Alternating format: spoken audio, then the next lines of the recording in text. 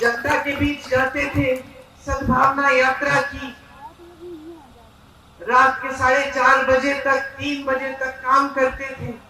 मैं तब तक नहीं सोती थी जब तक उनकी चप्पल की आवाज मेरे कमरे के बाहर से गुजरती थी। मुझे सुनाई देता था कि पिताजी घर आ गए, तब नींद आती थी। घबराहट होती थी कि कोई कुछ कर ना दे। 2 साल बाद 1991 में एक फोन आया। किसी ने कहा कि पिताजी को कुछ हो गया है, पता करो। चुनाव प्रचार में गए थे, रात के शायद 10:30 या 11 बजे थे।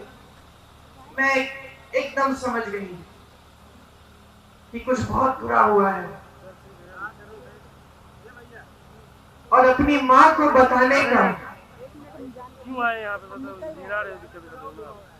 मतलब मुझे अपनी माँ को बताना पड़ा कि जिस शख्स के लिए वो अपना देश छोड़कर हमारे देश आई थी, जिसके प्रेम के लिए उन्होंने कई त्याग किए थे, हमारी संस्कृति सीखी, नए तरीके सीखे,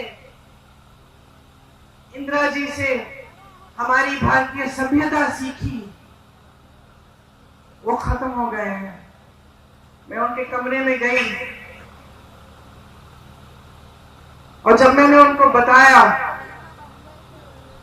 तो उनकी आंखों में जो मैंने देखा, जैसा एक अंधेरा सा छा गया।